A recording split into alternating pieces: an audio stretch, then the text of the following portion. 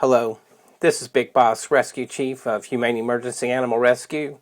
Welcome to our series, Animal Rescue Postmortem, where we analyze the good, the bad, and the ugly of animal rescues throughout the world. Volume 7, number 14. We've got a moose down in a mud pit here. We'll switch our video down. You can see, here we go, got a moose. Hey, look, sorry about the video quality on this. I get what I get. This is what's available. And then, so it looks like we've got this hole here. We've got some type of logging equipment here. And then they're pulling this moose out like that. This is not the way to do it, folks. This is not the safe, best way to do it for these animals. We're going to see here in just a moment. I believe the animal was injured in the process of doing this rescue here. If they pulled it out by its antlers, you could cause a cervical injury, any kind of spinal injuries there. Watch how this moose walks. That's not normal. There's something wrong here. So we don't know if it was injured before it went in the mud hole, it got injured after the mud hole, or from the piece of equipment that was moving it. We really don't know what the answer to that is. But I can tell you, using a piece of machinery that has no give to it, like that piece of heavy equipment they're using here, and then that steel cable connected to, I think, a piece of webbing, that there's no give in that. And that right there is where I think it gets injured. Because it just kind of shuts down immediately after that. See that? It's just laying there. There's no movement in it at all. Until they start messing around with it a little bit.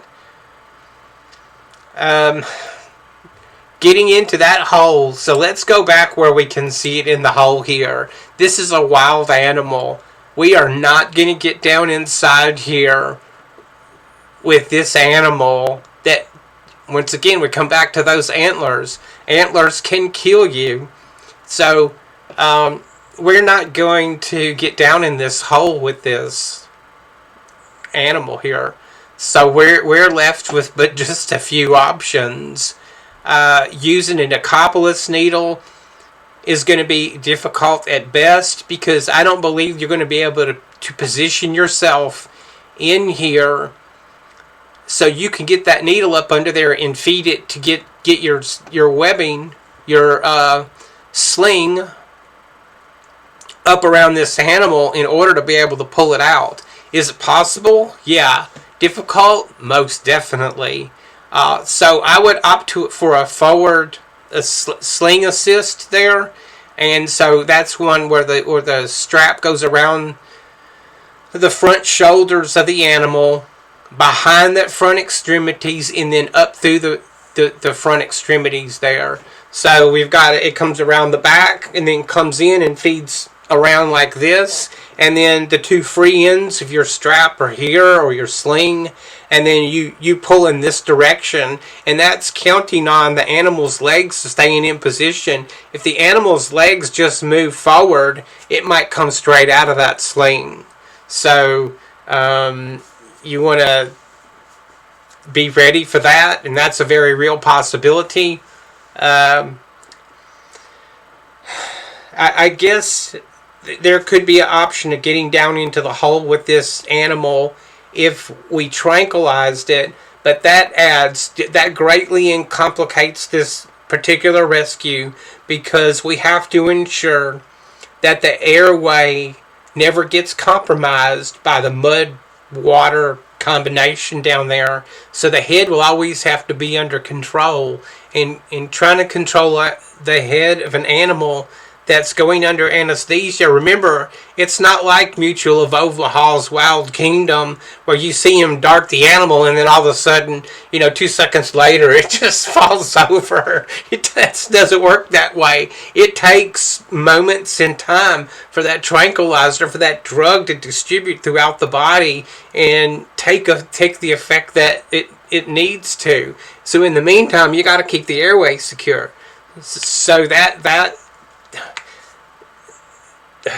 tranquilizing the animal is going to be much lower down on my list of options here. So I would try to feed and do a forward sling assist on this. That would be my first option to try. Trying to get, just think now, we're trying to feed both parts of those straps up under the front extremities of the animal here that we cannot see. This is a complicated rescue because it's a wild animal. If it was a more calm animal that's been handled by humans, I would be more inclined to at least go down like on this embankment over here on this side.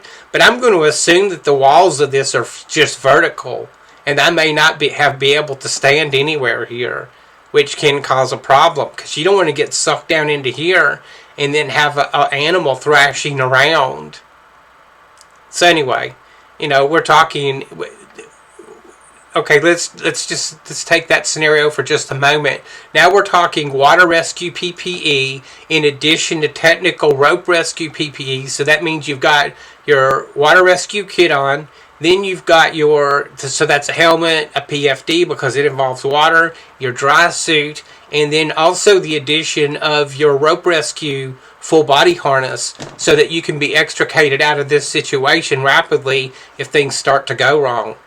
And then the other option is trenching, is just start digging back a distance over here, or wherever it might be a better option along the opening of this hole in the ground. There may be a better option where the ground is already tapered down towards the edge. So you want to use that to your advantage. That's a lot less digging. And then dig a trench. Then, and only then, I might be tempted to do something around one of the antlers or both of the antlers or the neck here and gently guide it towards that ramped area. But we are not going to use machinery to do that, what I just described. It's by hand. That way we've got a good feel with what's going on, and it's not that we can't overdo it. We can reduce the possibility of overdoing it by doing that. But remember, anything that you put around here has to be able to come off. Basically, it needs to be able to fall off on its own, because once that animal gets out, it's most likely going to, if it's not injured and not injured and or sick in some way, it will probably want to start taking off. And you don't want to have something around its antlers or neck and then it just start running away. So this is a complex rescue. It's one of the reasons I chose it, because there are a lot of, well, not a lot, but there are several options here, and I don't know which one of them I would choose because I'm not there when this was going on.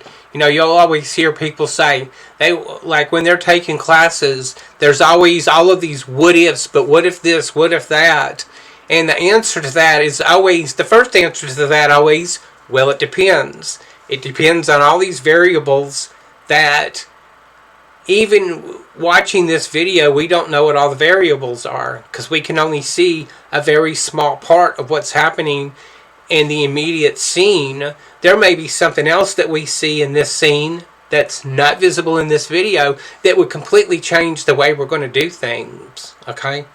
And it also depends on your equipment availability. But remember, I'm talking about a trained and equipped rescue team responding to this type of incident here.